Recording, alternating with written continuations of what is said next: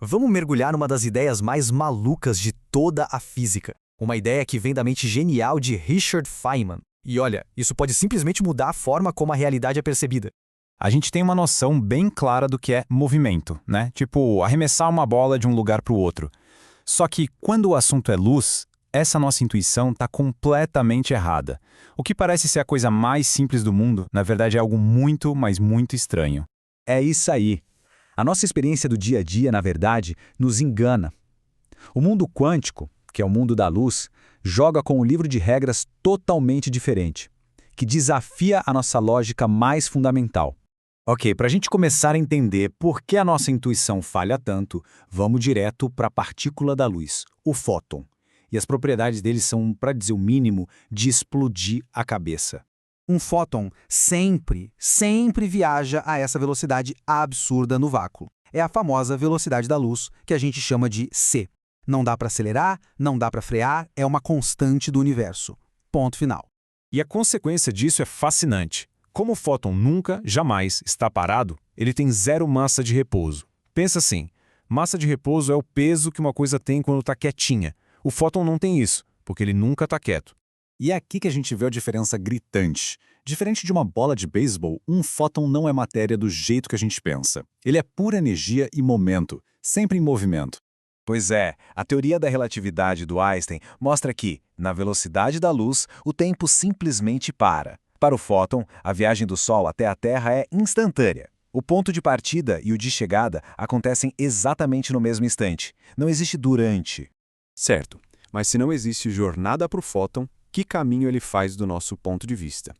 É aqui que a mecânica quântica entra e deixa tudo ainda mais bizarro. Para a gente tentar desvendar esse mistério, vamos usar o experimento mais famoso e, sinceramente, mais maluco da física quântica. É ele que vai mostrar para a gente qual a verdadeira natureza do caminho que um fóton faz. Imagina a cena. A gente atira um fóton de cada vez. Se a gente não ficar espiando, o fóton se comporta como uma onda, passa pelas duas fendas ao mesmo tempo e interfere com ele mesmo do outro lado. O resultado? Um padrão de listras, como ondas na água. É isso mesmo que se conclui. A única forma de explicar aquele padrão de listras é aceitar o impossível, que aquele único fóton percorreu todos os caminhos possíveis ao mesmo tempo, incluindo passar pelas duas fendas de uma vez só. Agora, a parte mais doida. No exato momento em que a gente coloca um detector para ver por onde o fóton passou, toda a mágica quântica some. Ele se comporta como uma bolinha normal, passa por uma fenda ou pela outra, e aquele padrão de interferência, puf, desaparece. E essa é a grande sacada. Um fóton não tem um caminho definido antes de interagir com alguma coisa, antes de ser medido. Antes disso, ele existe num campo de todas as possibilidades. O caminho só se manifesta, só vira realidade, no momento da interação. Então tá. Se um fóton não é uma bolinha que viaja por aí, o que ele é, afinal? A resposta para isso nos obriga a mudar completamente o nosso conceito de realidade. A gente precisa pensar diferente. A realidade fundamental não são as partículas, mas sim o campo que preenche todo o universo. O movimento da luz que a gente vê é, na verdade, uma ondulação nesse campo, como uma onda que se propaga num lago. O fóton é a onda, não uma coisinha boiando nela. Olha que diferença brutal. Uma bola de beisebol se move através do espaço. Ela e o espaço são coisas separadas. Já o fóton é o próprio espaço-tempo vibrando, fazendo alguma coisa. Ele é inseparável desse campo de existência. Se tudo isso soa contra-intuitivo e estranho, é porque é. A nossa intuição foi moldada para um mundo de coisas grandes e lentas, não para o mundo quântico, que simplesmente não liga para a nossa lógica. E como o grande Feynman nos lembra, a natureza não está nem aí para as nossas expectativas. O nosso trabalho não é tentar fazer com que ela se encaixe no que a gente acha que é o certo, mas sim entender as regras dela, por mais doidas que elas sejam.